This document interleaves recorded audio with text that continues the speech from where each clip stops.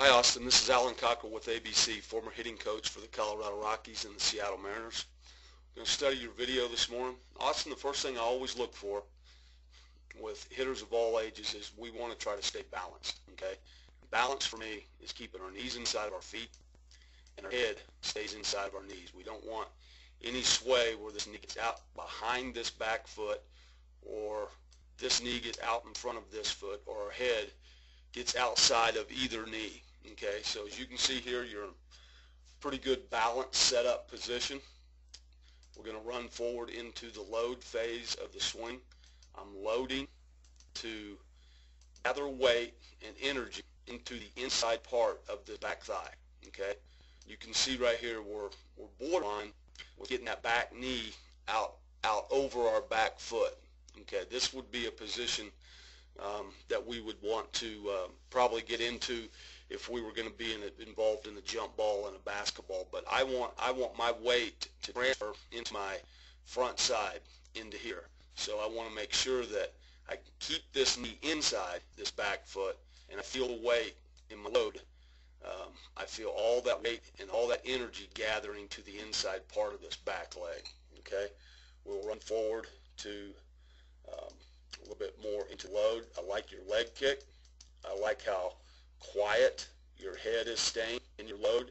That's very, very good. Okay, we're going to run forward to toe touch. Okay, when the toe lands, most hitters, yourself included, the toe will land first, but it is not until this back heel plants into the ground right here am I fully loaded. Okay, and again, at this particular point, we're going to check to make sure they're inside, yours are, okay, and that we're feeling the weight in the load right into here, all right? The other thing that I look for in this particular point, Austin, is that front stride foot.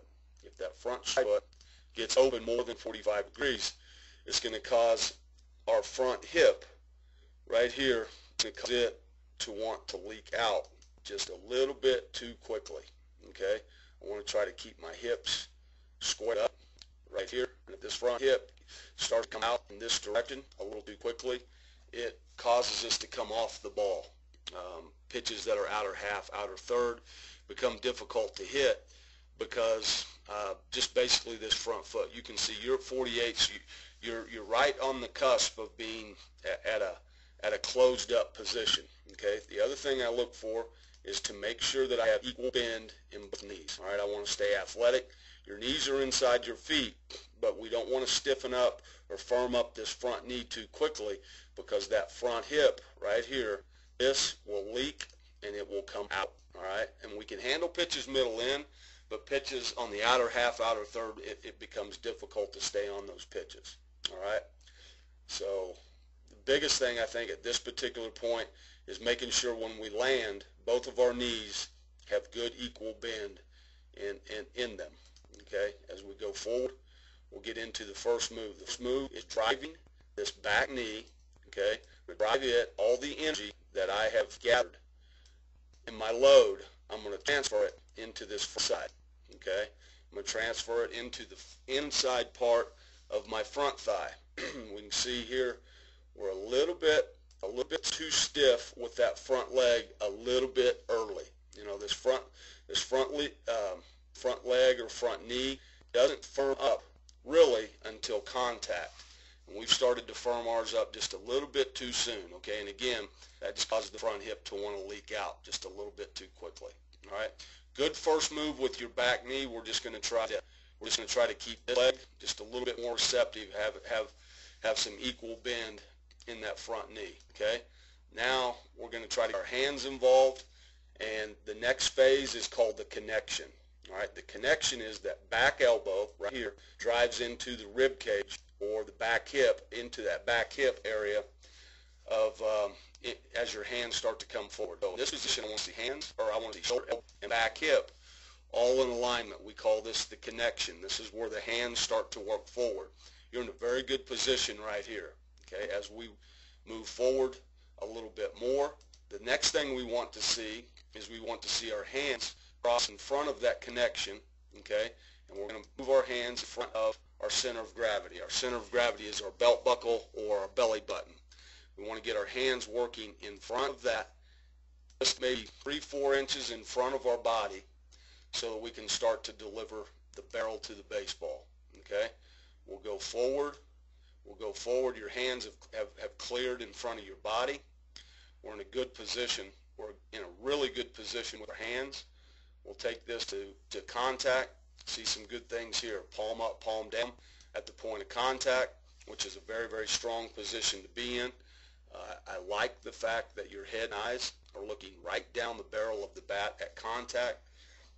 Austin, it's important to know that if the head and the eyes leave the hitting area too quickly, then the barrel of the bat will follow your head and eyes. So if your head and eyes start to come up here to follow the flight of the ball, then that's going to be the direction that your bat's going to go to. It's going to follow your head and eyes. So we want to get good full extension through our swing, so my head and eyes need to stay down in the hitting area past contact.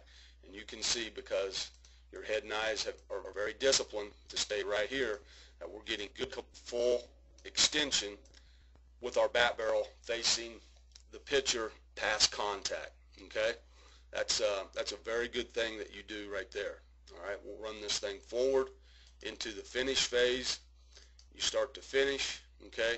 The only thing I would suggest off Austin here is that we just try to keep weight on the inside part of this front foot. All right, we don't want to spin open with that front foot, because again, as you get older, pitches outer half, outer third, breaking balls, curveballs, sliders, pitches that are running away from you, it will be difficult to stay on those pitches and keep that extension going through there, mainly because of the balance that's going on right there. Okay, run this forward all the way to the finish. All right, and we can see we kind of get on that heel and kind of spin open just a little bit. So as we go forward on, what I'd like to see you do, okay, is we're gonna do a lot of tee work. All right, I'm gonna set a tee on the outside part, the outer third of home plate. I'm gonna put a ball on a tee out there, okay, just even with my front foot or just inside my stride foot right here in this area. I'm gonna get to this loaded position where my heel plants into the ground, and I want you to pay attention to keeping good equal bend in both knees. All right, the good equal bend will keep our hips more square, and it'll keep this front hip right here. It'll keep it from wanting to leak open just a little bit quickly. All right, leak out and off the ball. In order for us to stay on this ball, our direction needs to stay on the ball middle away. So if we're in a cage, we're going to be driving this ball to the right side of the cage. If we're on a field hitting off a tee, then I'm going to hit line drives through the second baseman or into the right center field gap. But I think the biggest thing that we could clean up with you, Austin, is just paying attention to this front knee and this position right here. We've got good equal bend in both knees, and then you start to make your first move with lower half. Drive into your inner part of your front thigh.